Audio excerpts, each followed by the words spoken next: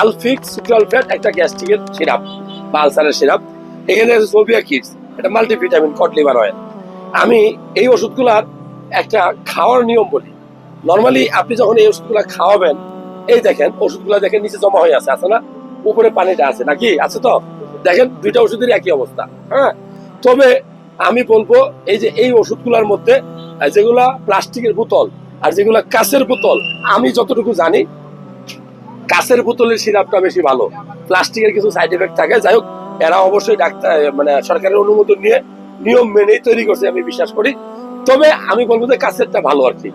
এখন এই সিরাপটা খাওয়ার নিয়ম কি? এই দেখেন, এই যে নিচের সিরাপটা আপনি যদি ঠিক মতো এটা না ঝাঁকাইয়া খান, আমি আবারও বলছি ভালোভাবে ঝাঁকাইয়া না খান, তাহলে ওষুধটা যদি আপনি প্রথম দিকে যে ওষুধগুলো খাবেন বেশি পানি যাবে, ওষুধটার বেশি অংশটা আসল অংশটা নিচে জমা থাকবে, তাতে আপনি ভালো রেজাল্ট পাবেন না। ডাক্তারের উপর বিরক্ত হবেন, ওই ওষুধ কমানোর উপর বিরক্ত হইবেন।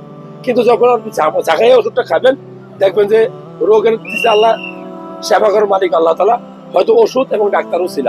তবে সিরাপ ওষুধ কখনো না ঝাঁকিয়ে খাবেন না।